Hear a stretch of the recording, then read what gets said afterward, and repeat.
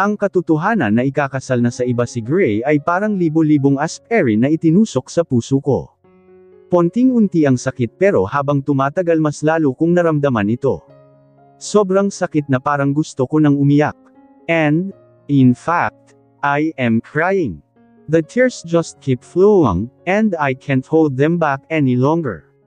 The sadness is too much to bear, and my emotions have taken over completely, leaving me unable to stop the steady stream of tears running down my face. Sana makalimutan ko na si Gray. The pain is sharp and searing, like pouring acid onto a deep, open wound. Bakit ganun? Bakit hanggang ngayon, naalala ko pa rin si Gray? Gusto ko na siyang kalimutan. Ayaw ko na siyang maalala. Wala akong ibang hiling ngayon kundi ang makalimutan ko na si Gray. Gusto ko nang makalimutan ang lahat ng tungkol sa kanya. Wala akong maramdaman, hindi ko ramdam ang katawan ko, ang diwa ko ay parang naglalakbay sa nakaraan na nangyayari sa buhay ko. Habang bumabalik ako na parang nanaginip sa nakaraan ko, may mga pangyayari na tinanggihan kong balikan dahil ayaw kong maging bahagi pa ang mga ito sa akin, at ang lahat ng iyon ay may kinalaman lang sa isang tao. Isang tao na ayaw ko nang maalala, kahit ang pinakaliit-liitan na detalye sa kanya. Pati ang mga pangyayari sa buhay ko na may kinalaman sa kanya ay tinanggihan ko ng balikan, gusto ko nang ibaon ang lahat ng iyon sa limot na parang hindi ko siya nakilala. Ayaw ko na siyang maalala. Ayaw ko nang maalala ang kahit anong tungkol sa kanya. Goodbye Gray. Ito ang huling naalala niya pero bakit parang naglalakad siya muli ngayon sa nakaraan niya at ang mga gusto niyang makalimutan ay bumabalik muli sa isip niya. Her mind is now recalling everything. At it is too painful. Napakasakit na parang nanood lang siya ng isang nakakaiyak na pelikula, tago sa puso niya ang matinding sakit. Nahihirapan siya, naninikip ang dibdib niya. Iba pala ang sakit pag maalala na niya ang dahilan kung bakit siya nasasaktan. Mas matindi ang intensidad ng sakit na parang gusto na lang niyang piliin ang magkaroon ng amnesia muli para makalimutan lang niya muli ang mga ito. Hinawakan ni Gray ang kamay ni Christelle, nag-alala siya ng sobra dito. Para itong nanaginip at hindi maganda ang panaginip nito. Christelle baby, what happened to you? Please, gumising ka. Muntika na naman itong naaksidente kanina, mabuti na lang at nakarwas ang taxi na sinasakyan nito, wala naman aksidenteng nangyan, pareho naman nakalwas ang dalawang sasakyan. Dinala lang Christelle sa hospital dahil hinimiti ito at hindi magising-gising kahit anong gawin ng mga taong sumaklolo dito. Nagkataon lang na sa hospital kung saan siya naka-confine dinala si Christelle kaya nandito siya ngayon. Sinisisi niya ang sarili niya. Pakiramdam niya, ito na ang kapalit sa ginawa niyang panloloko dito. He was just desperate kaya nagawa niyang lokohin si Christelle. Huli na nang napagtanto niya na mali ang ginawa niya at hindi na niya pwedeng baguhin ang inakala ni Christelle. Ang gago niya, nagkasala na naman siya dito. Lagi na lang siyang nagkakasala dito. Are you okay? Tanong ni Gray kay Christelle. Nakaupo siya sa kama habang nakasandal siya sa headrest nito na nilagyan ng unan. Parang wala siya sa sarili nang nagising siya at nakatingin lang siya sa kawalan, tahimik lang siya at tila hindi niya naramdaman ang buong paligid. Nandito kanina ang tito at tita niya at ang pinsan si Summer pero hindi siya makausap ang mga ito dahil nakatulala lang siya, kasalukuyan pang tinatanggap ng utak niya ang maraming alaala na bumabalik dito at ngayon, nakakatitig siya kay Gray. Umupo ito sa gilid ng kama niya. Titig na titig siya dito hanggang sa nagsink lahat sa isip niya, kaya tumalim ang titig niya dito. Baby, alam kong galit ka sa akin. Gago ako. Nagkamali ako. Hindi kita dapat niloko. Hindi ako dapat nagpanggap na naaksidente ako. Please, I'm sorry, babawi ako sa iyo. Ani nito sa kanya, nakikiusap ang titig nito sa kanya. Bakit ka pa nagpapakahirap sa akin? Bakit mo ginagawa ang mga ginawa mo ngayon? Magpahinga ka muna, Christelle. Sabi ng doktor kailangan mong magpahinga at baka mabinat ka pa. Bakit ayaw mo akong sagutin? Natatakot ka ba dahil nakaalala na ako? Ngayon mo sabihin na mahal mo ako. Mahal kita, Christelle. Ani nito na sa mga mata niya nakatingin. Mapanuya siyang tumawa sa sinabi nito. Tawang-tawa siya ako hanggang sa tumalim ang titig niya dito. Napakasinunggaling mo talaga, Gray. But it's true, Christelle.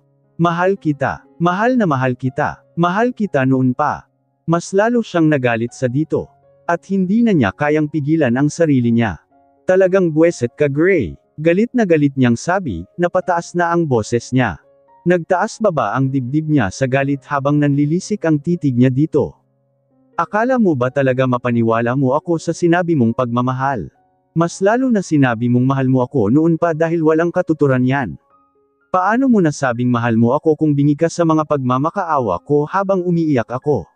Paano mo nasabing mahal mo ako kung bulag ka sa luha ko? Kung wala kang ibang ginawa kundi saktan ako, you're okon ang pagkatao ko, tap okon ang pagkababae ko at ibaba ang kahalagahan ko. Yan ba ang pagmamahal sa'yo, Gray? Kinalma niya ang sarili niya. Hindi ito sumagot. Tila naumid ang dila nito.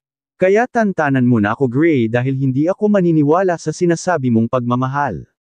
Hindi ako tanga para bumalik pa sa impyerno sa piling mo kaya wag mo nang guluhin ang buhay ko. Ramdam niya na parang namamasa ang mga mata niya at dahil ito sa matinding emosyon na naramdaman niya sa sandaling ito.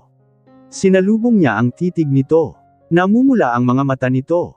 Kinamumuhian kita, Gray. Aniya habang sa mga mata nito nakatingin. Nanginginig ang mga kamay ko habang nakatingin sa 3 pregnancy test na nasa kamay ko. Kasalukuyan akong naghihintay ng resulta sa mga ito.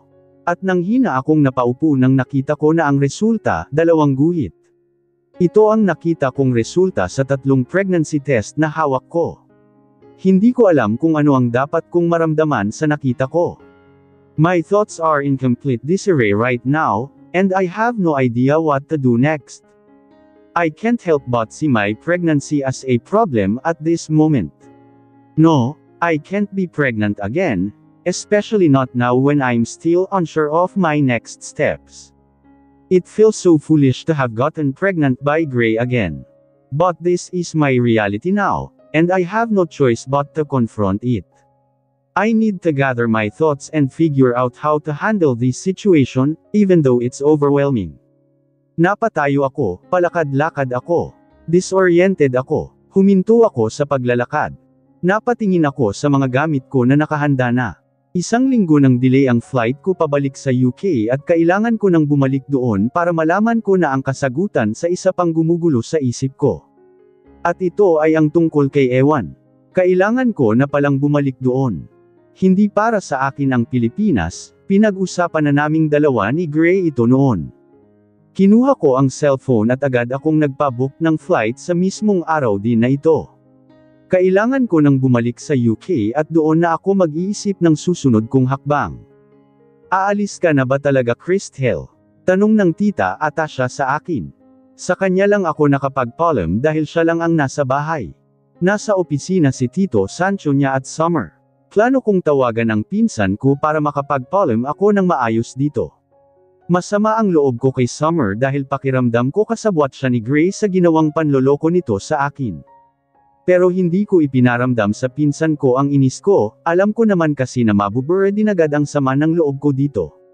Opo tita, salamat po sa lahat, sa pagpapatira nyo sa akin ni Tito Sancho, at sa lahat ng pagmamahal na ibinigay nyo sa akin. Gusto ko pong malaman mo na kailanman hindi ko naramdaman na iba ako kina Savvy at Summer. Mahalaga kayong dalawa ni Tito Sancho sa akin, nakangiti kong sabi sa tita ko kahit pa nag-init ang bawat sulok ng mga mata ko. Baka kasi hindi na ako babalik dito sa Pilipinas dahil kay Gray. Usapan namin ito noon na hindi ko natupad dahil sa nawalan ako ng alaala. Nakaraan pero pilit mo itong ipinaalala sa akin. Di ba, yan naman ang ginagawa mo simula nung nagkita tayo muli. At ngayon, gusto mo naman nakalimutan ko ang nakaraan. Ano ba talaga, Gray? Pinagluloko mo ba ako? Naiirito kong sabi. I'm sorry. That wasn't what I intended to say. What I meant is, can we have a conversation without you constantly bringing up my past mistakes? I just want to talk to you calmly and respectfully, without the past hanging over us. I want us to communicate properly. Tumalim ang titig ko sa kanya. Makakaalis ka na, Gray. Please. Ano ba? Pwede hayaan mo akong umalis. Gray. Sabay kaming napaangat ng mukha ni Gray nang narinig ang boses ni Tita Atasha, nasa itaas ito at nakatingin sa amin. I didn't come here to cause any trouble. I just want to talk to her. Si Gray. Tita Atasha looked at me, her eyes pleading. They were saying that I should give Gray a chance, so even though I didn't want to, I decided to talk to him for the sake of the woman I considered my second mother. What is it that you want to say, Gray? Please be quick about it. I don't want to end up missing my flight, nakapamaywang kong sabi kay Gray. Nasa may pisyo kaming dalawa. Pinagbibigyan ko siya para kay Tita Atasha. May gusto akong sabihin sa'yo pero hindi ko masasabi sa'yo ngayon, pwede. You're really getting to me, Gray. You're stirring up my emotions like nothing else. My frustration is reaching its peak with you. You told me you had something to say, and now you're hesitating. What is this, Gray? Are you messing with me? Nanggagalaiti kong sabi. Nanliliit ang mga mata ko habang nakatingin sa kanya. Galit at frustration ang nararamdaman ko habang nakatingin sa kanya. Gustong-gusto ko siyang pagsasampalin dahil napakawalang hiya talaga niya na iparamdam sa akin ang ganito. Katahimikan lang ang kailangan ko mula sa kanya. What I mean, Christel, yung sasabihin ko sa'yo ay hindi pa ngayon ang tamang panahon na sabihin ko sa'yo. Pero, pagkatapos ng isang linggo, susundan kita doon sa UK at may mahalagang pag-uusapan tayo. May aayusin lang ako sandali, pero susundan kita doon sa UK pagkatapos ng isang linggo. Kahit anong mangyari, hintayin mo ako, Christel, nakikiusap ang titig nito sa kanya. Napaawang ang labi ko. Hindi ko maintindihan ang nais niya kung bakit hindi na lang niya sasabihin sa akin ngayon. Bakit hindi mo na lang sabihin sa akin, Gray? Hindi mo ba naisip na kaya ako aalis ngayon dahil sa ayaw na kitang makita? Tapos pupuntahan mo ako doon sa UK pagkatapos ng isang linggo. Do you realize I'm not comfortable being in the same country as you? It feels suffocating to me. I don't want us to be together in the same place. Please, whatever it is you need to say it now. Don't leave me hanging and tormenting my thoughts for a whole week. You really hate me? Tanong niya, kitang-kita ko ang lungkot sa mga mata niya. No, I don't hate you, Gray. That word doesn't even begin to describe how I feel. I despise you. Kinamumuhian kita, Gray. Walang pag-alinglangan kong sabi, alam kong nasaktan siya pero wala akong pakialam. Kaya, kung ano man ang sasabihin mo, sabihin mo na ngayon, dahil ayaw na kita makita. Titig na titig siya sa akin sa kabam-antong hininga siya. I'm sorry pero saka ko nasasabihin sa'yo pag nakasunod na ako doon. Aayusin ko agad ang kailangan ko munang ayusin dito para makasunod na ako sa'yo doon. Walang hiya ka. Galit na galit kong sambit, na ikuyong ko ang kamao ko. Ayaw na kitang makita, subukan mo lang akong sundan doon at sa airport pa lang, ipapaharang na kita sa mga goons na babayaran ko para sa assassination mo. Nagtaas baba ang dibdib ko sa matinding galit. Kaya wag mo na akong sundan doon. Huli kong sinabi bago ako nagmarcha para iwanan na siya. Kuyom na kuyom pa rin ang kamao ko. Talagang tumataas ang presyon ko kay Gray. Sa tingin ko, magkakasakit ako sa puso dahil sa kanya. Sinaktan na pala niya ang puso ko pero yung literal na sakit naman ang tinutukoy ko. Buweset na Gray. Subukan lang niyang sundan ako sa UK at talagang maghahiram siya ng mukha sa aso. Pagkatapos ng halos 16 hours na biyahe, ngayon naglalakad na ako papasok sa bahay namin dito sa UK. Pagpasok ko pa lang, agad na bumungad sa paningin ko ang tripets na sina Ewan, Alicia at Zahara. Napaurong ako habang isa-isa kong tinignan ang tatlong bata. Hindi ako napapansin ng mga ito dahil sa busy ang mga ito sa ginagawa ng mga ito. Naglalaro sina Alicia at Zahara ng mga laruan nila habang nasa may children's table si Ewan, nasa mesa ang gamit nito sa pagguguhit. Gumuguhit na naman ito ng kahit ano na maisipan nito. Hindi ko alam kung alam na ng ina ko ang tuluyang pagbabalik ng alaala ko. At ngayon, habang nakatingin ako sa tatlong bata, may nagbago sa akin, may damdamin na nabuhay na lang sa akin. At hindi ko maintindihan ito. Kahit nung hindi pa bumalik ang alaala ko, alam ko na naman na nabuntis talaga ako ni Gray pero bakit naging kakaiba ngayon ang naramdaman ko nang ako na mismo ang makapagpatunay sa sarili ko na nabuntis ako noon. At hindi ko mapigilan ang isipin na baka isa sa tatlo ang anak ko, o baka ang tatlo. Pero magkasabay kaming nabuntis ni Mommy noon at saka, walang sign na nanganak ako dati. Kaya gulong-gulo ako. Kailangan kong malaman ang totoo sa sarili kong paraan dahil pag magtatanong ako kay Mommy, sigurado ako na hindi niya ako sasagutin. Christel, napatingin ako sa nagsasalita at si Mom ang nakita ko. Tila gulat na gulat ito, nabitawan nga nito ang hawak na notebook. Kalalabas lang nito sa dining at nagulat ito nang makita ako. Namumutla din ito kaya nalilito ako dito. Bakit ka nandito? Napakunot noo ako. Bakit Mom? Nakakagulat ba talaga na nandito ako? Di ba, gustong-gusto mong uuwi na ako, ngayon na nandito na ako, bakit parang gulat na gulat ka dyan? Nakakagulat ba talaga ang pag-uwi ko?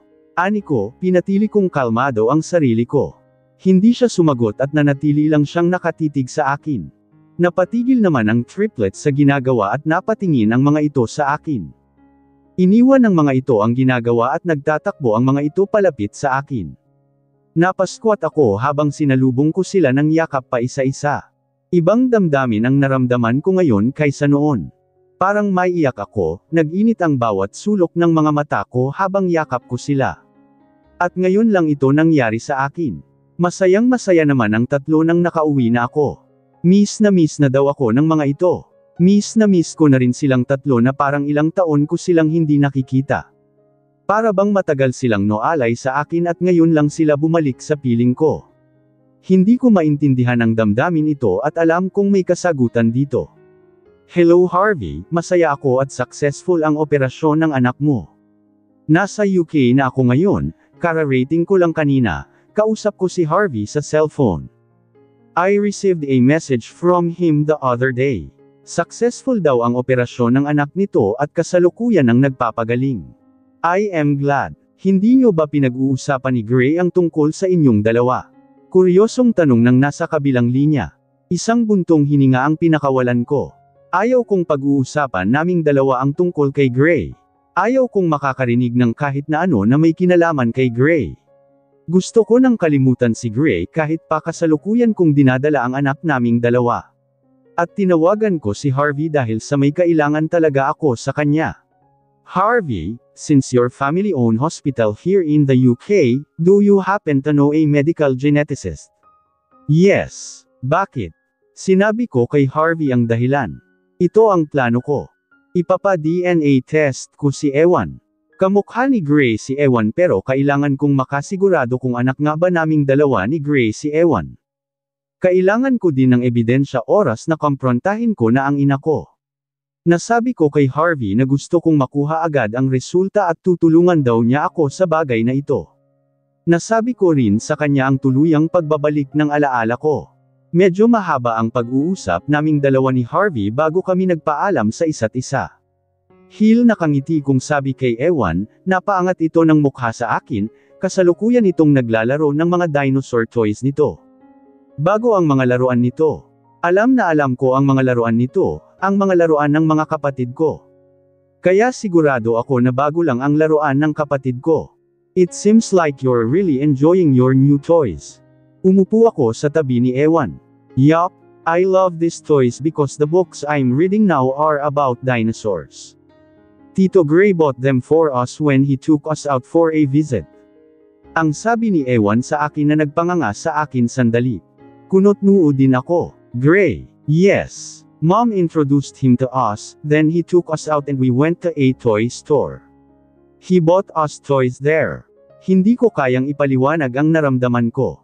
Hinayaan ni Mommy na ipasyal ni Gray ang triplets samantalang galit na galit ito nung dinala ko sina Alicia at Zahara kay Gray pero ngayon malalaman ko na lang ito.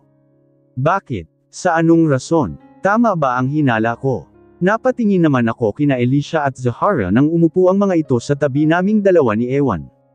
At bago ang manika na hawak ng mga ito. Actually, napapansin ko halos bago ang mga laruan na pinaglalaruan ng mga ito. Your dolls are beautiful. Who bought those? Tanong ko kahit may ideya na ako. Tito Gray bought this for us. He visited us here and took us to a mall. Si Zahara tama nga ako sa hinala ko. Talagang pumunta dito si Gray. Big sis, when will Tito Gray come back here? He said he'll take us out again. We really miss him a lot, si Alicia. Tito Gray na ang tawag ng dalawa kay Gray at hindi na old man. Yup, We miss him. He told us he has a big house with rooms for Alicia and me. We told him what we want for our room. We can't wait to see it. Si Zahara, hindi ko na magawang sagutin ang mga kapatid ko. Napatayo ako. Gulong-gulo ang isip ko. Patuloy na nagkwentuhan ang tatlo. Naririnig ko man ang pinag-uusapan nilang tatlo pero hindi na ito pumapasok sa isip ko. Laman ng isip ko ang katanungan kung bakit hinayaan ng ina ko na makasama ng triplet si Gray. Hindi ko na mahintay ang plano ko na ipa-DNA test si Ewan, kailangan ko na ng kasagutan ngayon. Kailangan ko ng kasagutan sa katanungan kong ito. Mom, pwede ba tayong mag-usap? Agad ko nasabi sa ina ko, pinuntahan ko ito sa kwarto nito. Napatigil ito sa ginagawa nitong pagtutupi ng mga damit at napatingin ito sa akin. Wala ang ama ko dahil mangsayadong busy ito sa sariling negosyo nito. Madalas nga itong nagta-travel dahil sa nature ng negosyo nito. Ano ang pag-uusapan natin, Christel? Kunot-nuo ang ina ko. I want the right answer from you, Mom. Pinuntahan ka ba ni Gray? Kinausap ka ba ni Gray? Diretso kong tanong sa kanya at gusto ko din ng diretsyong sagot mula sa kanya. Pero hindi siya sumagot, nanatili lang nakaawang ang labi niya pero hindi maitatagi ng mga mata niya ang kabang naramdaman niya sa sandaling ito. Tense na tense siya at ramdam na ramdam ko ito. Please mom, sagutin mo ako. Nakikiusap na ang tinig ko sa kanya. Frustrated ako. Gustong-gusto kong malaman ang totoo pero pakiramdam ko, wala sa plano niya na sabihin sa akin ang totoo. Sagutin mo ako ma'am, napataas na ang boses ko, hindi ko na napigilan ang matinding frustration na naramdaman ko. Christel, please, answer me. Oo, pumunta siya dito at kinausap niya ako. Kahit ini-expect ko na ang sagot niya pero para pa rin akong binato ng malaking bato sa sagot niya. Hindi pa man kami umabot sa punto na inamin na niya sa akin ang totoo pero nasasaktan na ako. Mas lalong naging malinaw sa akin ang totoo kahit hindi ko pa man ito nariring sa mismong labi ng ina ko. Ano-ano ang pinag-uusapan yung dalawa? Hindi na naman siya sumagot. Ramdam na ramdam ko na tila nahihirapan ang kalooban niya. Christel, please hindi ngayon ang tamang oras para pag-usapan natin ito. Pwedeng. At kailan natin pag-uusapan ito mom? Kailan? Kung gustong-gusto ko nang malaman ang totoo. Kinalma ko ang sarili ko. Nagtaas baba ang dibdib ko sa samot-saring emosyon na naramdaman ko sa sandaling ito. Christel, ano ang pinag-uusapan yung dalawa ni Gray?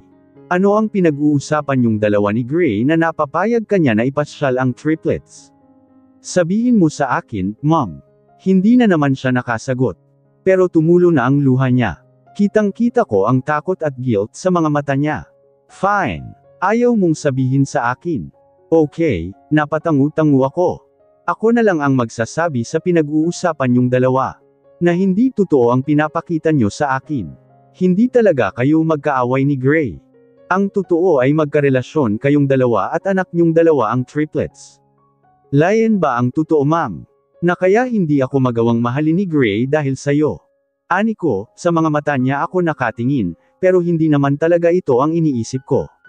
Gusto ko lang na siya mismo ang magsasabi sa akin ng totoo. Na kaya ayaw na ayaw mo si Gray para sa akin dahil may relasyon kayong dalawa. Hindi yan ang dahilan kaya nagkita kaming dalawa, Christel. Ano ba yung pinagsasabi mo Christel?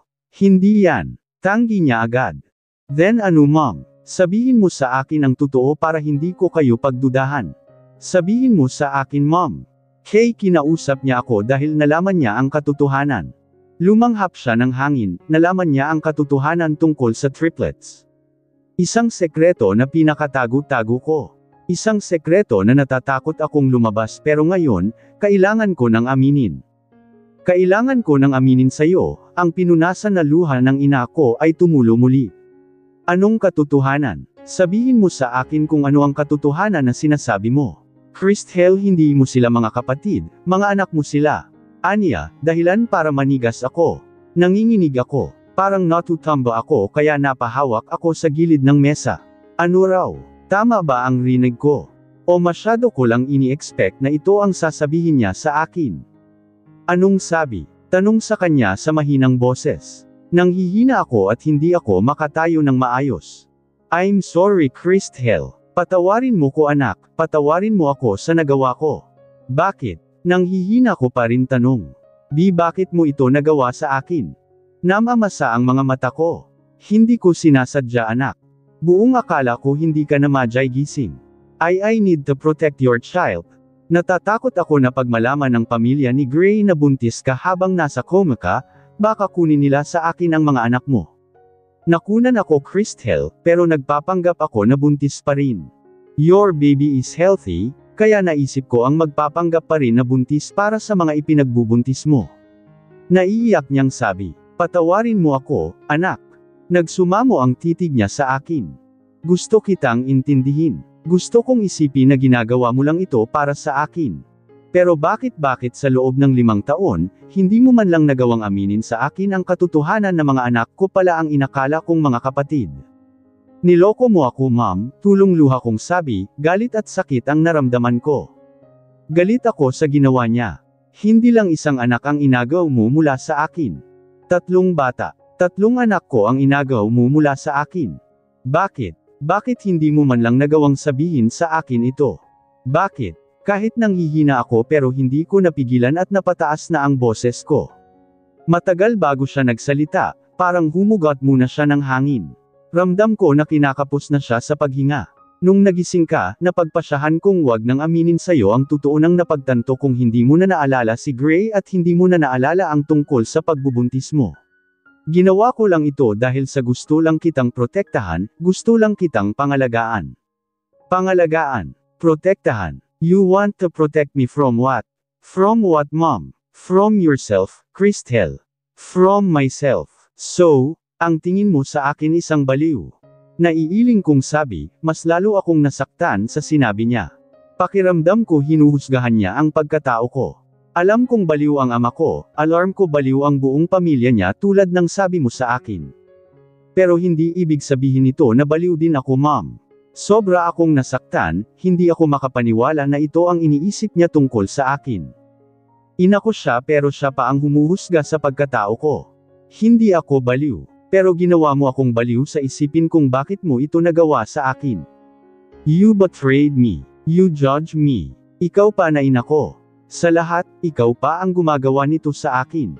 At ang sakit, napakasakit. Napakasakit isipin na ang ina ko ay hinuhusgahan ako. I'm so sorry. Natatakot ka ba na pag maalala ko si Gray, babalik ako sa kanya muli? Na magpapakabaliw na naman ako sa kanya. Layan ba ang ikinatakot mo kaya hindi mo nagawang aminin sa akin ang katotohanan na ang mga batang kinilala kong mga kapatid, mga anak ko pala, I'm sorry anak, pero ina lang ako. Nagkamali man ako pero ginagawa ko lang ito para maprotektahan ka. Mahal na mahal kita Christel. Nung nadisgrasya ka at muntikan ka nang mawala mula sa akin, mas lalong tumindi ang takot ko. Kaya kahit alam kong mali ang ginawa ko, ipinagpatuloy ko pa rin. Ayaw ko nang maalala mo si Gray, iyon talaga ang gusto ko noon pero. Oo, ina kita pero wala kang tiwala sa akin, isang baliw pa ang tingin mo sa akin. Naiiling kong sabi, kitang-kita ko ang paglitay ng matinding pagsisisi sa mga mata niya. Ikaw na rin ang nagsasabi na isa kang ina. Pero paano mo nagawang nakawan ng anak ang isa din ina, na anak mo pa? Inagawan mo ako ng karapatan sa mga anak mo. At masakit isipin na plano mong itago ito habang buhay. Napatulo na naman ang luha ko. Sobrang naninikip ang dibdib ko. Napakasakit ng ginawa niya sa akin. She betrayed me. I was betrayed by my own mother. Isang babae na pinagkakatiwalaan ko ng sobra. Hindi mo lang ba naisip kung ano ang maramdaman ko? Sa tuwing makikita mo ako na nakipaglaro sa mga kapatid ko. Sa tuwing naririnig mo na tinatawag nila akong big sis, hindi ka ba inuusig ng konsensya mo? Na pareho mo kaming niloloko ng mga anak ko. Christel gusto niya akong hawakan pero umatras ako, ayaw kong mahawakan niya ako. Mahagulil siya sa pag-iyak. Ramdam na ramdam ko ang pagsisisi niya pero kahit gaano pa siya magsisisi, malaki ang kasalanan niya sa akin at hindi ko alam kung kailan ko siya mapapatawad. Dahil sa ngayon, hindi ko pa siya kayang patawarin. I understand that you might be trying to protect me, but your level of protection is becoming excessive. I'm an adult now, I'm not a child anymore. I need to make my own decisions and take responsibility for my own life. It's not up to you to decide for me. What I truly want is for you to have faith in me. Trust that I am capable of confronting my own issues and resolving them. I hope that, at least once, you can allow me to handle and solve my problems independently, without any interference from you.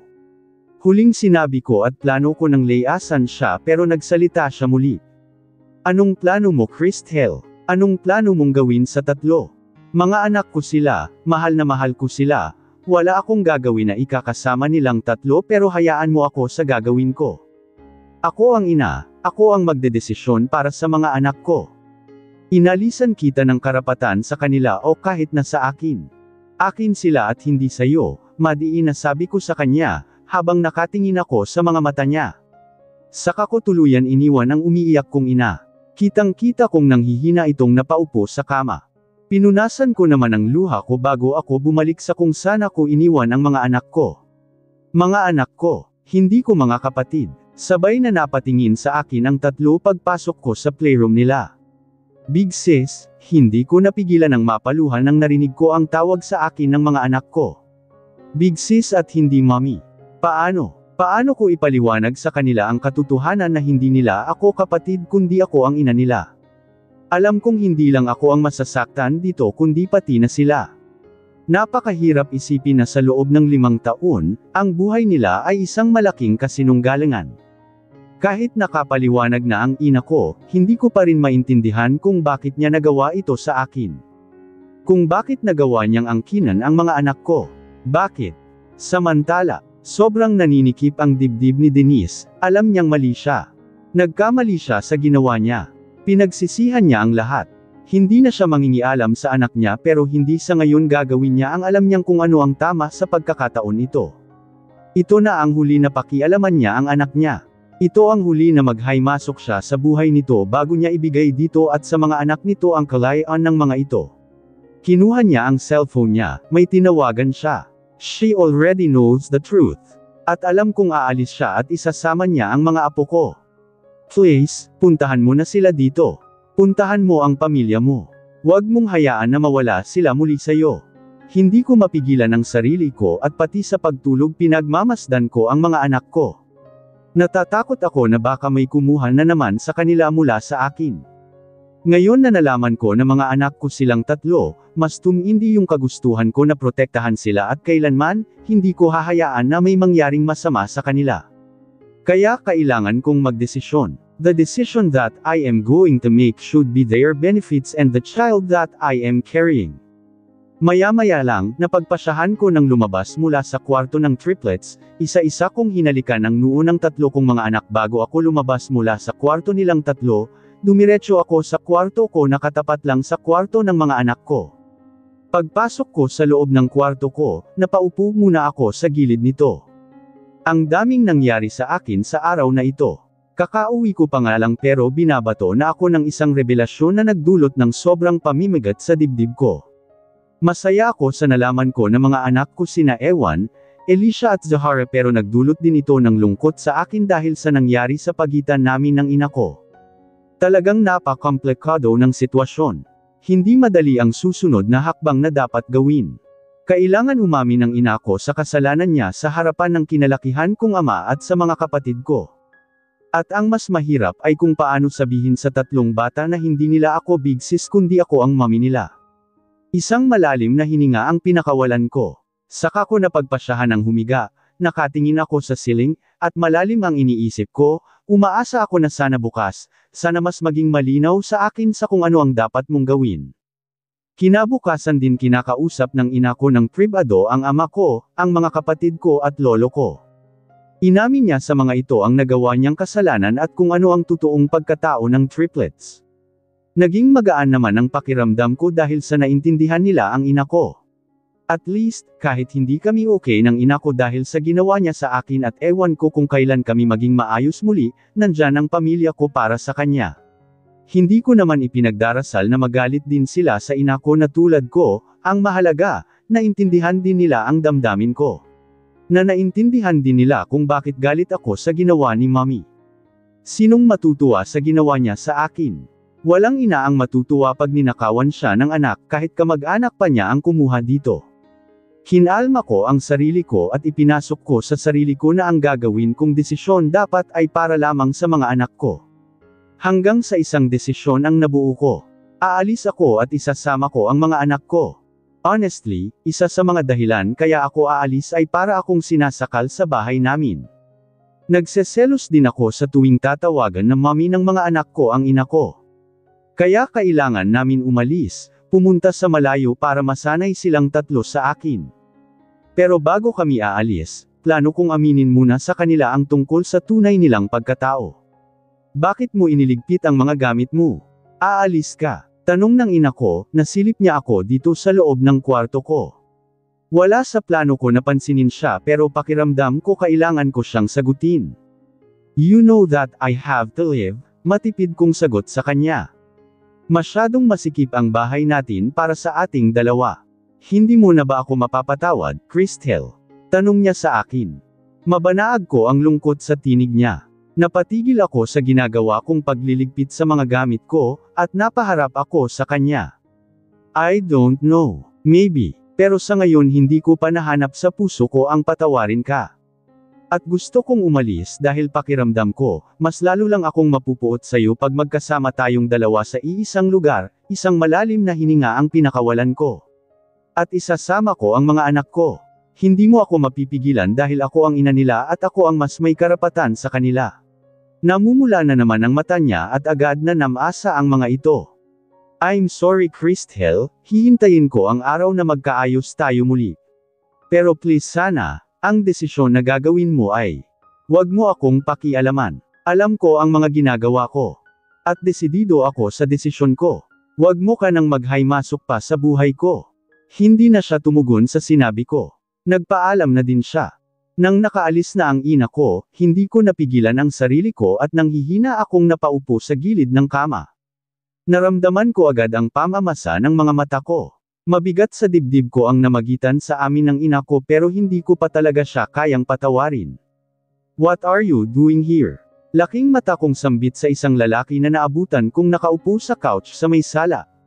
Kabababa ko lang dito sa may sala. Napatayo naman si Gray at seryosong-seryoso ang mukha nito habang nakatingin sa akin.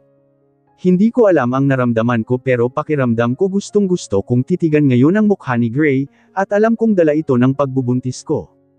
Galit ako sa kanya kaya impossible naman na sarili kong kagustuhan ang titigan siya. Kumunot ang noo ni Gray. Bakit ganyan ka makatitig sa akin? Bakit? Ano ba ang titig ko sa'yo? Taas kilay kong tanong sa kanya. Parang sinasabi ng titig mo na namimiss mo ako, hindi nakatakas sa akin ang matipid niyang ngiti. Kaya naiirito tuloy ako sa kanya at pumangit siya bigla sa paningin ko. In your dreams, Gray. Huwag kang ang magsalita na malayo naman sa katotohanan. Ang tanong ko ang sagutin mo, bakit ka nandito? Ulit ko sa tanong ko sa kanya, madiin ang bawat salita ko. Akala ko ba sa isang linggo pa ang punta mo dito? Hindi pa umabot ng isang linggo. Bakit nandito ka agad, Gray? Ini-expect mo ba talaga na sa isang linggo pa ako pupunta dito, Christel? Para ano? Para magkaroon ka pa ng sapat na oras para takasan ako. Para magawa mo pang ilayo sa akin ang mga anak natin. Anya, madiin ang tight niya sa akin. Seryosong-seryoso siya. Napanganga ako sa sinabi niya pero hinamag ko din agad ang sarili ko. Please, huwag mong gawin ito. Mag-usap naman tayo. Kahit tungkol lang sa mga anak natin ang pag-uusapan natin, Christel. Please, nakikiusap ako. Nagsumamo ang titig niya sa akin. Napatitig ako sa kanya, na natilang nagsumamo ang mga mata niya sa akin. Isang buntong hininga ang pinakawalan ko sa kanya.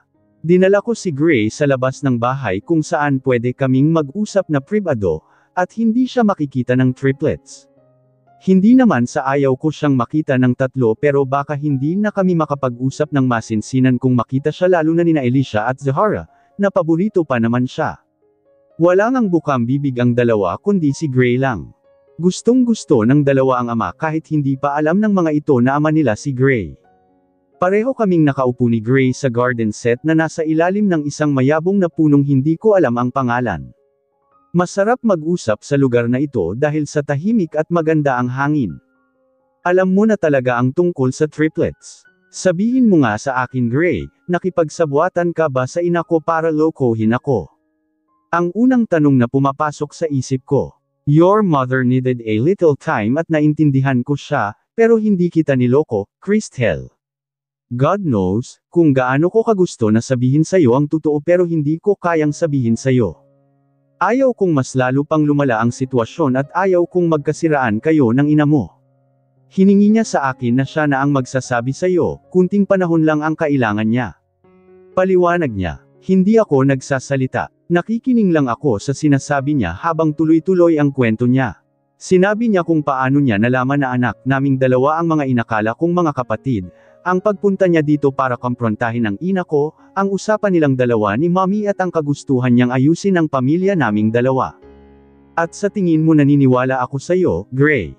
Tanong ko sa kaya pagkatapos siyang magkwento sa akin.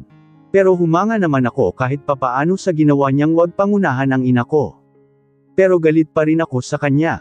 At hindi pa rin ito ang tamang rason para makipagbalikan ako sa kanya. Pero iyan ang totoo, Christel. I understand if you can't believe me right now, but I'm pleading with you, please don't take our children away from me. I know it may be impossible for you to forgive me for what I've done, but I beg you not to deprive me of my role as their father. Let me be there for them, to love and care for them as they deserve. Allow me the chance to be the father they need. Don't steal that from me. May karapatan din ako sa kanila, Christel. Bamantong hininga muna ako. I don't know where you got the idea that I would take the triplets away from you, Gray. Have you been reading too many romance novels that you're starting to bring them into reality? Alam kong iniligpit mo na ang mga gamit mo Christel at aalis na kayo, kaya gulat na gulat ka because you thought, na pagkatapos pa ng isang linggo ako susunod sa iyo dito, para magkaroon ka ng sapat na oras na lumayo kasama ang mga anak ko. Kunot-noo ako. Yes. Iniligpit ko na ang mga gamit namin, Gray. Aalis na talaga kami dito sa UK dahil gusto kong magsimula kami muli doon sa Pilipinas. Doon kami pupunta at hindi sa kung ano ang iniisip mo, Gray. Napaawang ang labi niya sa narinig. Hindi ako tanga pagdating sa ganito. Alam mo ang tungkol sa mga anak natin. Sayang lang kung lalayo ako at itatago ko ang mga anak ko, alam ko naman na hahanapin mo kami. You Montreal are billionaires. I don't have enough resources to hide from you, you would still find me. So why would I even try to hide my children from you, Gray? Nagsasayang lang ako ng oras ko. Mahal ko ang mga anak ko, ang pagmamahal ko sa kanila ay hindi makasarili. I know you can provide them with a better life than I ever could. And I wouldn't deprive them of the wonderful things you can give them. Why would I leave? So, you can live like a bachelor again without any responsibilities. That's unfair in my part. Samantalang ikaw ang sarap na sarap habang ginagawa nating sila. Sunod-sunod kong sabi na nagpaawang lang talaga ng labi niya. At saka plano kong sabihin sa kanila na ako ang ina nila, they will ask me kung sino ang daddy nila. At wala akong magagawa kundi sabihin sa kanila kung sino ang ama nila na ikaw yun. Elisha at Zahar loves you very much, magagalit lang sa akin ang dalawang iyon kung ilalayo ko sila mula sa'yo. You mean to say, makipagbalikan ka na sa akin. Natuluyan mo na akong pinapasok sa. Huwag kang abusado, Gray. Pareho natin gampanan ang responsibilidad natin sa mga anak natin pero hindi natin kailangan magkabalikan tulad ng iniisip mo. Galit ako sa'yo. Actually, kinamumuhian pa kita pero kaya kitang pakisamahan para sa mga anak natin. It's okay, baby. Don't worry, susuyuan kita kahit habang buhay pa. Kahit sa kabilang buhay mo na ako mapapatawad. Ang gusto ko lang ay makasama ka at ang mga anak natin. Kayo ang buhay ko. Natutuwa ako sa sinabi niya at hindi ko alam kung bakit ako natutuwa. Kaya para maitago ko ito ay tinaasan ko siya ng kilay. Anyway, may ibibigay nga pala ako sa'yo, may kinuha ako mula sa bulsa ko at inilagay ko ito sa palad niya. Saka ko siya tinalikuran para iwanan na. Ano ito? Ano itong stick na ito na may 2 linya, Christel? Huwag mo naman akong iwan. Ano ito? Alamin mo Gray, huwag kang tanong na tanong sa akin. Bahala siyang alamin kung ano ang ibinigay ko sa kanya. I had been fearing this moment, but I knew it was time to tell the truth. Gray stood next to me, quietly supporting me. The triplets Elisha, Zahara, and Ewan were playing with their toys in the living room, their laughter filling the air. Kanina lang tuwang-tuwa ang mga ito lalo na sina Elisha at Zahara nang nakita si Gray. Halos ayaw nang magpababa sina Elisha at Zahara sa ama nila.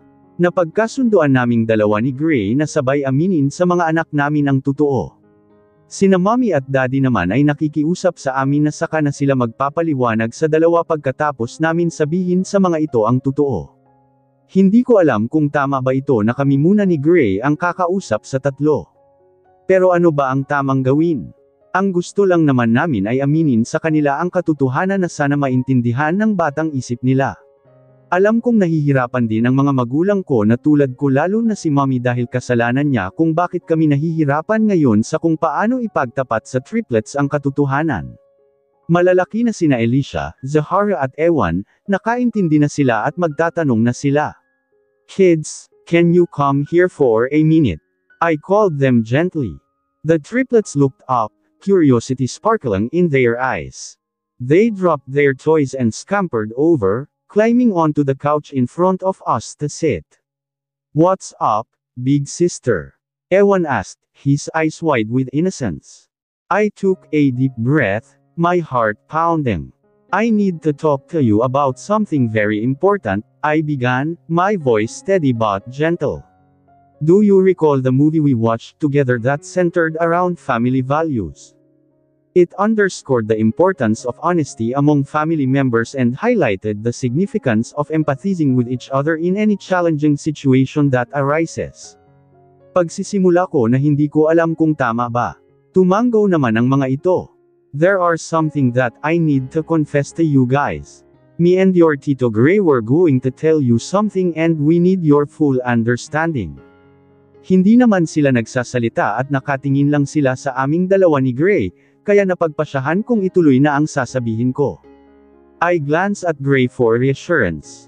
He gave me a small, encouraging nod. I know you always thought me as your big sister but the truth is, I am more than that in your life.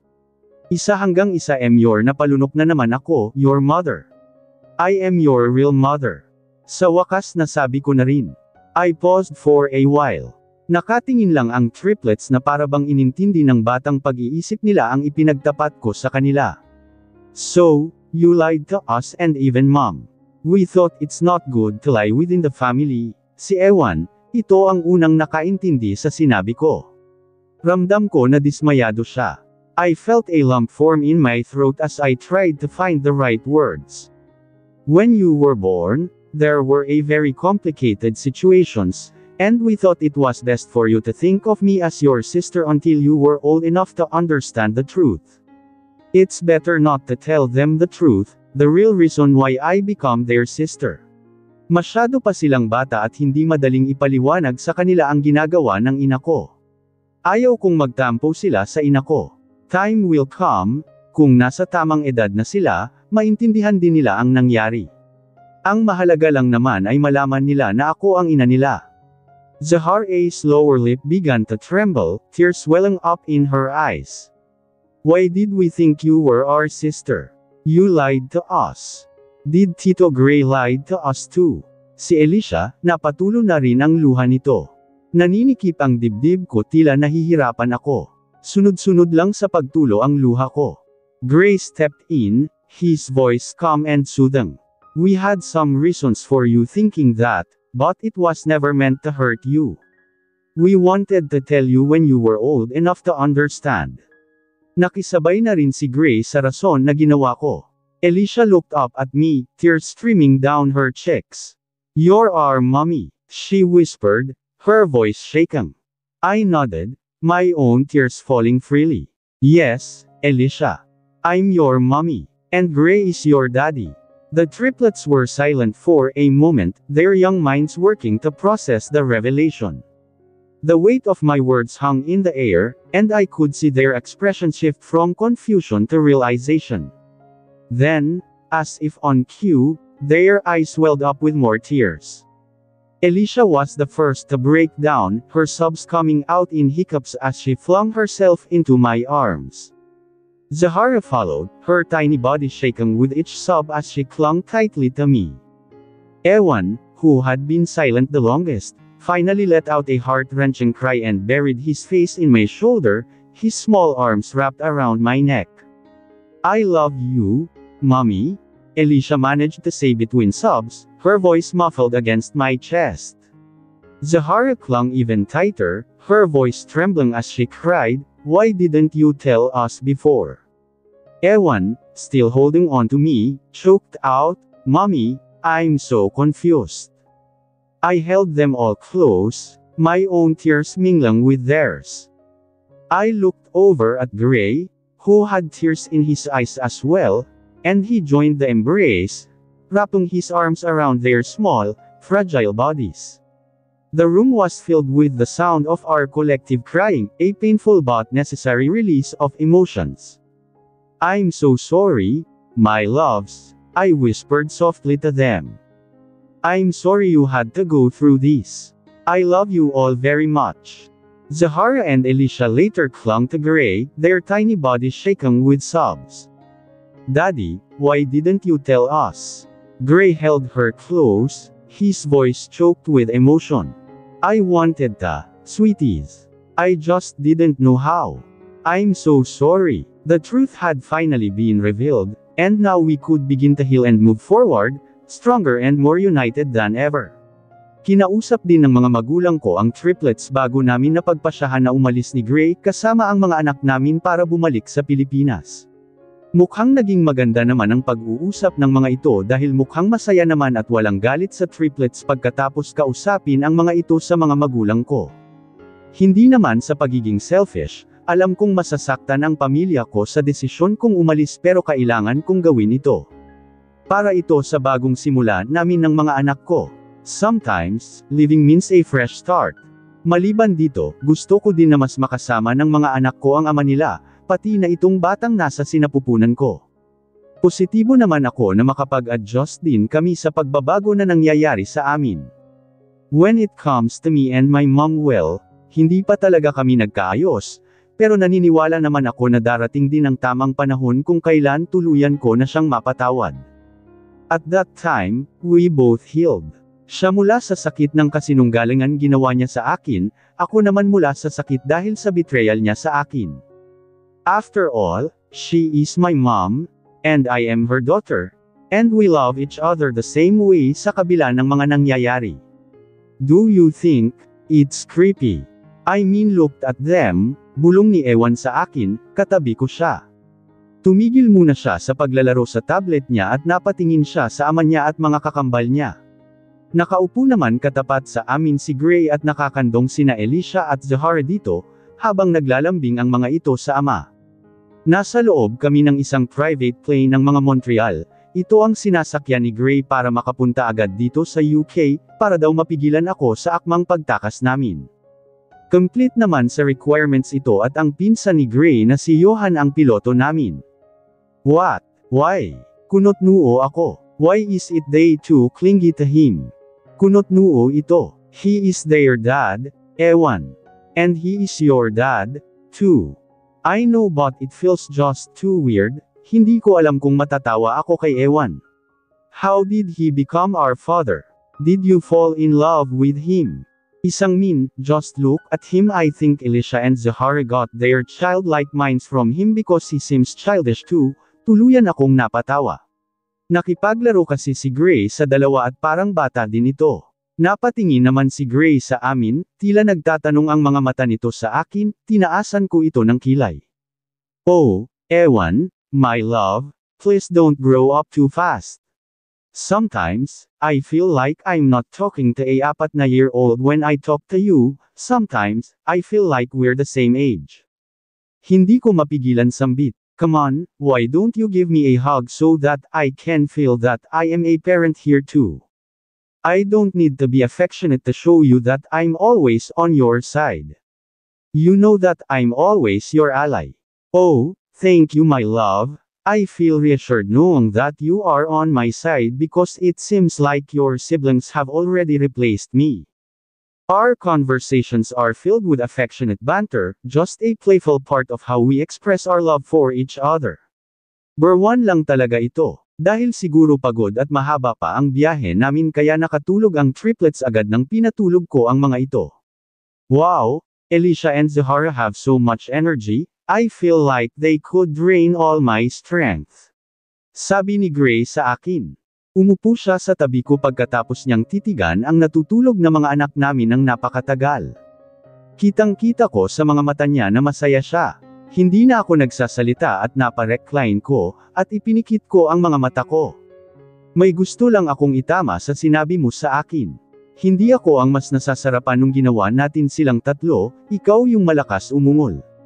Naibok ako ang mga mata ko at laking mata akong napatingin sa kanya. Nag-init ang pisngi ko dahil sa sinabi niya. Tumigil ka Gray. Napatawa siya, sinaman ko siya ng tingin. So, we're going to be a parent again to a triplet. Triplet. Napakunot noo ako. Agad din naman nag-sink in sa utak ko ang nais niyang sabihin. Anong triplet ang sinasabi mo dyan Gray? Pataray kong sabi. Triplets. Ang gusto ko kasi ay magkaroon ng 4 sets of triplets. Kaya ko naman buhayin lahat. Pinandilatan ko siya. Gago, wag kang abusado. Subukan mong magbuntis para mapagtanto mong hindi madali ang sinasabi mo. Ewan ko sa'yo, Gray. Wag mo akong guluhin, mas mabuti pang matulog kaysa kausapin ka, Gray. Napasandal ako muli at ipinikit ko ang mga mata ko. Nakakainis ka. Ang hirap kayang iluwal ng siyam na bata, hindi ko napigilan sambit, huli na para bawiin. So, okay lang sa'yo na buntisin kita muli pagkapanganak mo na ibuka ko muli ang mga mata at napatingin na naman ako kay Gray. Tumigil ka kung ayaw mong sapakin kita. Hindi pa nga lumalaki ang tiyan ko, ang buntisin ako muli ang nasa isip mo. Gago.